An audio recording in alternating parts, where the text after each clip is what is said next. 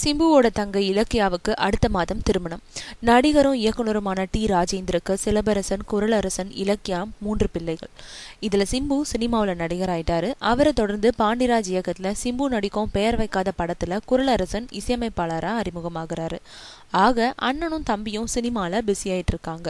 இந்த நிலையில தன்னோட மகள் இலக்கியாவுக்கு திருமணம் செஞ்சு வைக்க நிச்சயிச்சிருக்காராம் டிஆர். பிப்ரவரி மாசம் 10ஆம் தேதி திருமணம் விமரிசையா நடைபெற இருக்காம். அதனால திருமண வேலைகள்ல டிஆர் குடும்பத்தினர் தடபுடலா ஈடுபட்டிருக்க சமீபத்துல பழனி முருகன் கோயிலுக்கும் போய் தரிசனம் செஞ்சுட்டு வந்திருக்காங்க.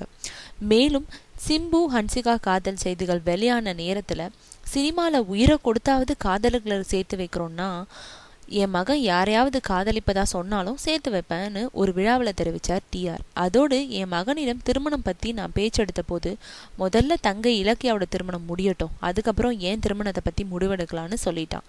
அந்த அளவுக்கு தங்கை திருமணத்துக்கு பிறகுதான் நான் திருமணம் செஞ்சுப்பேன்னு பொறுப்போடு என் மகன் சொன்னது எனக்கு மிகுந்த சந்தோஷத்தை கொடுத்ததுன்னு சொன்னார் டிஆர்.